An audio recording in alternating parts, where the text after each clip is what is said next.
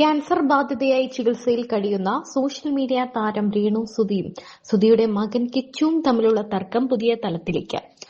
ഇൻസ്റ്റഗ്രാമിലെ paid subscription ഉള്ളടക്കങ്ങളെ ചൊല്ലി കിച്ചു ഉന്നയിച്ച ആരോപണങ്ങൾക്ക് മറുപടിയുമായി രോഗക്കിടക്കയിൽ നിന്നും പൊട്ടിക്കരഞ്ഞുകൊണ്ടാണ് രേണു രംഗത്തെത്തിയിരിക്കുന്നത്.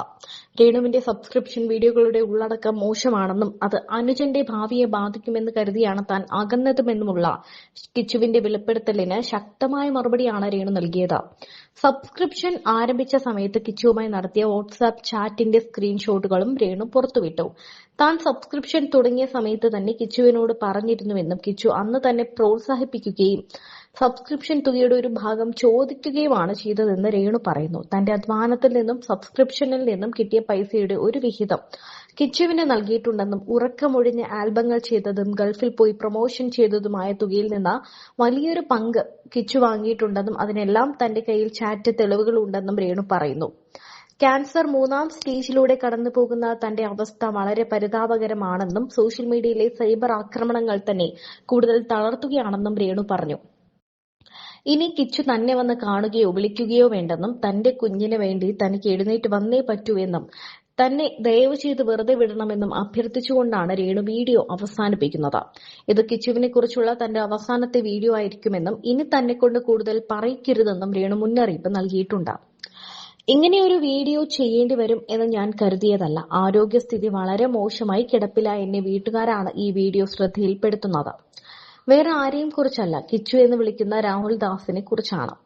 ഞാൻ ക്യാൻസർ ബാധിതയായിട്ടിപ്പോൾ 1 മാസമായി. എല്ലാവരും വിവരം അറിഞ്ഞതിന് ശേഷം ചികിത്സ തുടങ്ങി ഞാൻ കിടപ്പിലാണ്. 1 മാസത്തോളം ഐസിയുവിലും മറ്റുമായി വളരെ ബുദ്ധിമുട്ടിലായിരുന്നു എന്ന് നിങ്ങൾക്കറിയാം. ഈ സമയത്ത് എന്നെ മുൻപ് കുറ്റപ്പെടുത്തിയവർ പോലും വന്ന് ക്ഷമ ചോദിക്കുകയാണ്. കാരണം ക്യാൻസർ എന്ന രോഗത്തിന്റെ അവസ്ഥ അങ്ങനെയുള്ളതാണ്. എന്നാൽ ഇത്രയും നാൾ മിണ്ടാതിരുന്ന കിച്ചു ഞാൻ സബ്സ്ക്രിപ്ഷൻ തുടങ്ങിയതുമായി ബന്ധപ്പെട്ട് എന്നെ വെറുത്തുവെന്ന രീതിയിൽ ഇപ്പോൾ ഒരു വീഡിയോയുമായി വന്നിരിക്കുന്നു. എന്റെ ജീവിതത്തിൽ എന്ത് തുടങ്ങിയാലും സുധിച്ചേട്ടൻ മരിച്ചതിന് ശേഷം ഞാൻ എന്ത് ചെയ്താലും അത് കിച്ചുവിനെ അറിയിക്കാറുണ്ടായിരുന്നു. അതിന് എന്റെ കയ്യിൽ വ്യക്തമായ തെളിവുകളുണ്ട്. കിച്ചു എന്റെ ചാറ്റുകൾ പുറത്തുവിട്ട സ്ഥിതിക്ക് എനിക്കും കാര്യങ്ങൾ വ്യക്തമാക്കേണ്ടതുണ്ട്. എന്നെക്കുറിച്ച് അവൻ ആരോപിച്ച സബ്സ്ക്രിപ്ഷൻ ചാറ്റ് മാത്രമാണ് ഞാൻ ഇപ്പോൾ പുറത്തുവിടുന്നത്. ഞാൻ സബ്സ്ക്രിപ്ഷൻ തുടങ്ങിയ ദിവസം കിച്ചു ഞാൻ സബ്സ്ക്രിപ്ഷൻ തുടങ്ങിയെന്ന് ഒരു സ്മൈലിയോട് കൂടി മെസ്സേജ് അയച്ചു. അപ്പോൾ അവൻ ആഹാ എന്ന് മറുപടി തന്നു. തുടർന്ന് 500 സബ്സ്ക്രിപ്ഷൻ കഴിഞ്ഞു കേട്ടോ എന്ന് ഞാൻ പറഞ്ഞപ്പോൾ കിച്ചു എനിക്ക് തന്ന മറുപടി ഗുഡ് എന്നാണ്. അന്ന് അവൻ എന്നോട് ഇത് ചെയ്യരുതെന്ന് വിലക്കിയിരുന്നെങ്കിൽ ഞാൻ ഒരിക്കലും ഇത് തുടങ്ങില്ലായിരുന്നു. അതിനുശേഷം 600 കഴിഞ്ഞു 180 രൂപയാണ് എന്ന് ഞാൻ പറഞ്ഞപ്പോൾ താ എന്നാണ് പറഞ്ഞത്. നിങ്ങൾ ആ ചാറ്റ് മുഴുവനായി കാണൂ, ഇത് കിച്ചു തന്നെയാണ്. അവൻ എന്റെ ചാറ്റ് കാണിച്ചതുകൊണ്ട് മാത്രമാണ് എനിക്കിത് പുറത്തുവിടേണ്ടി വന്നത്. കിച്ചു സമ്മതിച്ചതുകൊണ്ടും ഗുഡ് എന്ന് പറഞ്ഞ് പ്രോത്സാഹിപ്പിച്ചതുകൊണ്ടും മാത്രമാണ് ഞാനത് തുടർന്നത്. പിന്നീട് ഒരു ലൈവ് വീഡിയോ വന്നപ്പോഴാണ് കിച്ചു ഇതേക്കുറിച്ച് എന്നോട് സംസാരിക്കുന്നത്. അത്രയും നാൾ അവൻ മിണ്ടിയിരുന്നില്ല. അന്ന് ഞാൻ അവനോട് പറഞ്ഞു, കിച്ചു, എത്രയോ പേർ പലതും ചെയ്യുന്നു, അവർക്കൊന്നുമില്ലാത്ത പ്രശ്നമാണോ എനിക്ക്? നിനക്ക് ഇതിൽ നിന്നും 2.5 ലക്ഷം രൂപ കിട്ടുന്നുണ്ടല്ലോ കിച്ചു. അന്നത്തെ കാര്യമാണ് പറയുന്നത്. ആ കാര്യങ്ങളാണ് അവൻ വളച്ചൊടിച്ച് പുറത്തുവിട്ടത്. ഇപ്പോൾ കിച്ചുവിനെ നിയന്ത്രിക്കുന്ന ഒരു സ്ത്രീ ഉണ്ടെന്ന് എനിക്കറിയാം. കാര്യങ്ങളൊന്നും അറിയാതെ എന്റെ മേലേക്ക് കുതിര കയറാൻ ആരും വരരുത്. ഞാനൊരു ക്യാൻസർ രോഗിയാണ്. ഇനിയെങ്കിലും കിച്ചു ഈ അമ്മയെ വെറുതെ വിടുക. നീ എന്നെ നോക്കണ്ട, എനിക്ക് ഗുണം ചെയ്യണ്ട, എന്നെ അമ്മയെ എന്ന് വിളിക്കുകയും വേണ്ട. ദയവ് ചെയ്ത് എന്നെ ദ്രോഹിക്കാതിരുന്നുകൂടെ എന്നാണ് കിച്ചു ചോദിച്ചത്. അമ്മയുടെ കാര്യം അച്ഛൻ എന്നാ പറ്റാനാ എന്ന് പറഞ്ഞ ഇങ്ങനെ എഴുന്നേറ്റ് ഇവൻ കോൾ എടുത്തോണ്ട് ഫോൺ എടുത്തോണ്ട് അകത്തോട്ടങ്ങാണ്ട് കയറി. ഞാനിത് കഥവ് തുറന്ന് വെളിയിൽ ഇറങ്ങിയപ്പോ അവിടെ തൊട്ടിവിടെ വരെ ആൾക്കാർ എല്ലാരും ഇങ്ങോട്ട് നോക്കി നിൽക്കും. എത്ര മണിയായിട്ടുണ്ടാവും? 6:30 7 മണിയായി. എന്തായാലും 7 മണിയായി. അപ്പോഴും നിങ്ങൾ TV ഒന്നും ഇട്ടിട്ടില്ല, ഒന്നും അറിഞ്ഞിട്ടില്ല? ഇവിടെ ഇല്ലാത്തതുകൊണ്ട് അല്ലെ ഇവര് വെളുപ്പിനെ വാർത്ത വെക്കുന്ന 24. ഇവര് ഇവിടെ ഇല്ലല്ലോ, വേറെ ആരും വിളിച്ചിട്ടുമില്ല.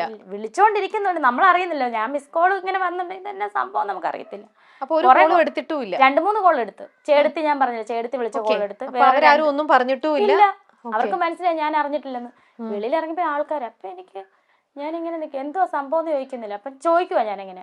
അപ്പം ഇപ്പുറത്തും ഒരു അമ്മച്ചി ഓടി വന്നില്ല. രേണു ഒരു ചെറിയൊരു അപകടം പറ്റി. സുധിയൊക്കെ വന്നപ്പോഴേ വിനുവടിമാരിയൊക്കെ ഉണ്ടായിരുന്നു, മഹേഷും ഒക്കെ ഉണ്ടായിരുന്നു. ചെറിയൊരു അപകടമാണ്. സുധീർ എന്തോ കയ്യോ കാലോ കണ്ട്. അപ്പം എനിക്ക് കയ്യോ കാലോ ഒടിഞ്ഞ് ഇങ്ങനെ ആൾ വരുമോ? അപ്പം ഞാൻ ഇവരോടെല്ലാം ചോദിക്കുന്നത്, സ്വിച്ചേണ്ട എന്തായാലും സ്വിച്ചേണ്ട ഉണ്ടോ ഇല്ലയോ അത് മാത്രം പറഞ്ഞാൽ മതി. കാരണം എനിക്ക് സ്വിച്ചേണ്ട ഇല്ലാണ്ട് പറ്റത്തില്ല, ചിന്തിക്കാനേ പറ്റുന്നില്ല. പുള്ളിയോട് സംസാരിക്കാണ്ട്, അല്ലാതെ 5 വർഷമായിട്ട് അങ്ങനെയായിരുന്നു ഞങ്ങൾ. പുള്ളിയോട് മിണ്ടാണ്ട് എനിക്ക് പറ്റത്തില്ല. ഉണ്ടോ ഇല്ലയോ? അപ്പം ആരും ഒന്നും മിണ്ടുന്നില്ല. ഈ വീട് തൊട്ട് ആ വീട് വരെ ഞാൻ തിരക്കുന്നുണ്ട്. ഓരോരുത്തരുടെ വീടിൻ്റെ വാതിക്കൽ സ്വിച്ചേണ്ട ഉണ്ടോ, ആളുണ്ടല്ലോ അല്ലേ? ആരും ഒന്നും മിണ്ടുന്നില്ല. ഞാൻ ഈ കിണറ്റുകരെ വന്നങ്ങ് ഇരുന്ന്. അപ്പം എനിക്ക് തോന്നുന്നത് ഐശ്വര്യനെയാന്ന് തോന്നുന്നു അയച്ചേക്കുന്നത് പറയാൻ വേണ്ടിയിട്ട്. ഐഷു ഇല്ലേ സ്റ്റാർ മാജിക്കിലെ ഡാൻസർ. അപ്പം ഐശ്വര്യയും ഫാമിലി അവിടം വരെ പകുതി വന്നപ്പോൾ ആൾക്കാരെ തടഞ്ഞു വെച്ച് അവൾ അറിഞ്ഞിട്ടില്ലെന്ന് പറഞ്ഞു. അപ്പം അവരവിടെ നിൽപ്പുണ്ടെന്ന് തോന്നുന്നു. 24-ന്റെ ക്യാമറ എല്ലാം അവിടെ നിൽപ്പുണ്ട്. അപ്പം ഞാൻ ഈ കിണറിൻ്റെ അവിടെ ഇങ്ങനെ ഇരിക്കുക. ഇരുന്നപ്പോൾ ഒരു കുട്ടി, അപ്പുറത്തെ വീട്ടിലൊരു കുട്ടി, അപ്പുറത്തെ സ്ഥലത്തിലെ ഒരു കുട്ടി ഓടി വന്നതിനോട് ചോദിച്ചു, ചേച്ചി ബോഡി ഇങ്ങോട്ടാണോ കൊണ്ടുവരുന്നത് കൊല്ലത്തോട്ടാണോ എന്ന്. സത്യം പറഞ്ഞാൽ അപ്പോഴാണ് ഞാൻ അറിയുന്ന ആൾ പോയെന്ന്.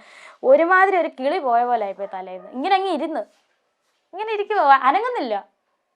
സുധിച്ചേട്ടൻ മരിച്ചെന്നോ, നമ്മൾ സ്വപ്നത്തിൽ കരുതുമോ സുധിച്ചേട്ടൻ മരിച്ചെന്ന്? ഇതെന്നെ നീ പറയുന്നതെന്ന് ആലോചിച്ചു. അപ്പം ഞങ്ങളുടെ ഒരു അപ്പാപ്പി ഓടി വന്ന് ആ ചെറുക്കനെ പറഞ്ഞിട്ട്, എടി മോളെ ഒന്നുമില്ലടി, അത് ഈ സോഷ്യൽ മീഡിയ ചുമ്മാ കള്ളത്തരമൊക്കെ പറയത്തില്ലേ എന്തെങ്കിലുമൊക്കെ. സുധി അങ്ങനെയൊന്നും ഇല്ല മക്കളെ, ഞാൻ നിങ്ങൾ പോലീസ് സ്റ്റേഷൻ വരുന്നു പോട്ടെ എന്ന് പറഞ്ഞു. അപ്പം തന്നെ എനിക്ക് മനസ്സിലായി ആൾ പോയിരുന്നു. അപ്പം ക്യാമറ ഇങ്ങ് വരുമായിരുന്നു. ഞാൻ അകത്തോട്ട് കയറി വന്നപ്പോൾ ക്യാമറ ആയിട്ട് ആൾക്കാരൊക്കെ വരുമായിരുന്നു. പിന്നെ ജനങ്ങളുടെ ഇതായിരുന്നു. പിന്നെ അവിടുന്ന് അയ്യോ അതൊന്നും ഓർക്കാം. ഒരു തുള്ളി വെള്ളം പോലും ഞാൻ കഴിച്ചിട്ടില്ല, കുടിച്ചിട്ടില്ല. കാരണം ഇവിടെ എല്ലാവരും വാരിത്തരുന്നുണ്ട്, എന്തെങ്കിലും എന്തായാലും പോയി. അവന് നാളെ കൊണ്ടുവരുമ്പോഴത്തേനും നീ തലകറങ്ങി വീണാലോ, തലകറങ്ങി വീണാൽ ഞങ്ങൾക്ക് പോലും അവനെ കാണാതെ പറ്റത്തില്ല, നിന്നെ കൊണ്ട് ആശുപത്രി പോകേണ്ടി വരുമെന്ന് പറഞ്ഞു. ഞാൻ ഈ അന്നത്തെ ഈ ഇത്രയും ആരോഗ്യം ഞാൻ ഒരു വെള്ളം പോലും കൂടി കടിച്ചു പിടിച്ച് നിന്ന് വെളുപ്പിനെ വരെ ഞാൻ ഉറങ്ങിയിട്ടില്ല. ഏട്ടൻ്റെ ഡെഡ് ബോഡി ഏട്ടനെ കൊണ്ടുവരുന്നോടം വരെ ഞാൻ ഉറങ്ങിയിട്ടുമില്ല. പക്ഷെ ഞാൻ താഴെ വീണില്ല. ഏട്ടനെ കാണാനൊരു ബുദ്ധിമുട്ടായിരുന്നു, നമുക്ക് കാണാൻ പറ്റുന്നില്ലായിരുന്നു. അതിന് വരെ ആൾക്കാർ പറഞ്ഞു, ചിലവർ പറഞ്ഞു, അയ്യോ അവളെന്നെ സാധനമോ, അവൾക്ക് സൂചിച്ചാണ്ട കാണുന്നുണ്ടോ, നമ്മൾ ഓടി അപ്പുറത്തോട്ട് പോവാന്ന്. തലേന്ന് വരെ നമ്മുടെ കൂടെ കിടന്ന് ഉറങ്ങിയിട്ട് ആൾ എഴുന്നേറ്റ് പോയി തലേന്ന് രാത്രി വരെ വിളിച്ചുകൊണ്ടിരുന്ന ആളിങ്ങനെ ജീവനില്ലാത്ത ശരീരമായിട്ട് വരുമ്പോൾ നമുക്ക് കാണാൻ പറ്റത്തില്ല. എൻ്റെ മാനസികാവസ്ഥ വെച്ച് എനിക്ക് കാണാൻ പറ്റത്തില്ല. ഞാൻ ഓടി അപ്പുറത്തോട്ട് പോയി. പിന്നെ എൻ്റെ ഒരു കൂട്ടുകാരത്തി ഇതുപോലെ തന്നെ സെയിം, ഞങ്ങൾ ഒരുമിച്ച് പഠിച്ച അവളുടെ ഹസ്ബൻഡും രണ്ടാമത് അവൾ പ്രഗ്നൻ്റ് ആയിട്ടിരുന്ന സമയത്ത് ആക്സിഡൻറ്റ് മരിച്ചു പോയതാണ്. അവൾ എൻ്റെ അടുത്ത് വന്നിട്ട് പറഞ്ഞു, രേണു നീ എന്നാ പറയുക, സുചേട്ടനെ കാണണം, കണ്ടാലേ നമുക്ക് ആ ഒരു ഞാൻ അനുഭവിച്ചതല്ലേടി, നീ അത് കാണണം, സുധിച്ചേട്ടനെ കണ്ടേ പറ്റത്തില്ല, നീ ഏട്ടൻ്റെ അടുത്ത് പോയിരിക്കണം, കാണണം. അവളുടെ ഒരൊറ്റ വാക്കിൻ്റെ പുറത്തല്ല ഞാൻ കാണത്തില്ലായിരുന്നു. ഡെഡ് ബോഡി കാണാൻ എനിക്ക് പറ്റത്തില്ല, ഞാൻ കാണത്തില്ലായിരുന്നു. അതിനി ആരെന്നെ പറഞ്ഞാലും ഞാൻ കാണത്തില്ലായിരുന്നു. ആ ഒരൊറ്റ വാക്കിൻ്റെ പുറത്താണ് ഞാൻ അതിലെ നടന്നു വന്നത്. എന്നോട് ഞാൻ എല്ലാവരോടും പറഞ്ഞു, പേടിക്കണ്ട, എന്നെ ആരും പേടിക്കണ്ട, അത്ര ഞാൻ ഓർക്കുന്നില്ല വന്ന് കണ്ടത്. അല്ല ഞാൻ കാണത്തില്ലായിരുന്നു ഏട്ടനെ, എനിക്കങ്ങനെ കാണാൻ പറ്റത്തില്ലായിരുന്നു.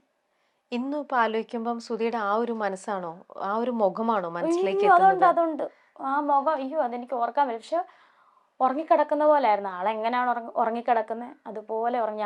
ഞാനും കിച്ചു മൂത്ത മകനുമാണ് ആംബുലൻസിൽ കയറിയത്. ഞങ്ങൾക്ക് തോന്നി സൂചിച്ചാണ്ട് ഉറങ്ങുക, കൂർക്കം വലിക്കുന്നത്. എനിക്കും കേട്ട് കിച്ചുവിനും കേട്ട്. ഞങ്ങളുടെ രണ്ടിൻ്റെ മനസ്സിൻ്റെ ആയിരിക്കും, ചിലപ്പം ബോഡിയിൽ നിന്ന് വരുന്ന എന്തെങ്കിലും സൗണ്ട് ആയിരിക്കാം.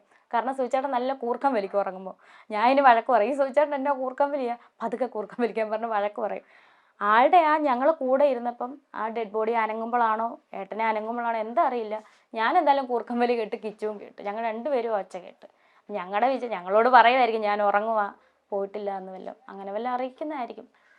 അത് ആ ആത്മാവിനോടല്ലേ, ആ ഹൃദയത്തോട് ചേർന്ന് നിൽക്കുന്ന നിങ്ങൾക്ക് രണ്ടുപേർക്കുവേ അത് ശരിക്കും മനസ്സിലാവുള്ളൂ. എന്നെ മോളെ പോലായിരുന്നു കാണുന്നത്, വാക്കുട്ടെ.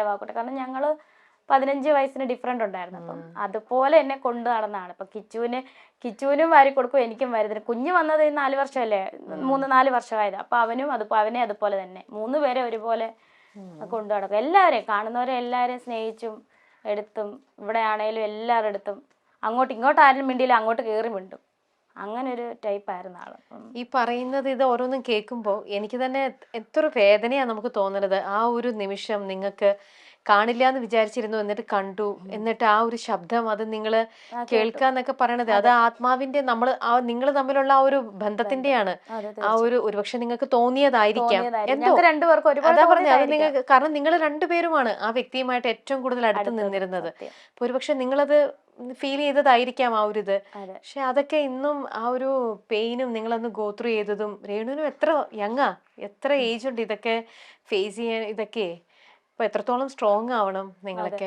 അതാണൊരു നമ്മളെ പോലെ വിഷമം അനുഭവിക്കുന്നവർക്ക് പറയാനുള്ള അതേ ഉള്ളൂ എനിക്ക് അവരുടെ അടുത്ത്. എന്ത് വന്നാലും നമ്മൾ മക്കൾക്ക് വേണ്ടിയിട്ടും, അല്ലെങ്കിൽ ഇപ്പം മക്കളില്ലാതെ എനിക്ക് ഒരുപാട് പേര് മെസ്സേജ് അയക്കും, ഇങ്ങനെയുള്ളവർ, വിധവായിട്ടുള്ളവർ. ചേച്ചി എങ്ങനെ ഇങ്ങനെ തരണം ചെയ്ത്, ഞങ്ങൾക്ക് പറ്റുന്നില്ല ചേച്ചി. ഞാൻ പറഞ്ഞു ജീവിക്കണം, ജീവിച്ച് കാണിച്ചു കൊടുക്കണം. ചിലവരൊക്കെ പറഞ്ഞു ശരിയാ. ചിലവരെന്നെ ഇങ്ങോട്ട് പറയും, അതിന് മുന്നേ ഒക്കെ ഒരുപാട് ഇച്ചിരി ഏജുള്ള ചേച്ചിമാരൊക്കെ എൻ്റെ അടുത്ത്, മോളെ ഇങ്ങനെ തന്നെ മുന്നോട്ട് നമ്മുടെ കൂടെ അവരുണ്ട്, ഇങ്ങനെയുള്ളവരെ ഒരുപാട് പേര് ഇങ്ങനെ മെസ്സേജ് അയക്കും. ചേച്ചിയുടെ ഒരു റിപ്ലൈ കിട്ടാൻ വേണ്ടിയിട്ടാന്നൊക്കെ പറഞ്ഞ് ഇൻസ്റ്റാഗ്രാമിലാണെങ്കിലും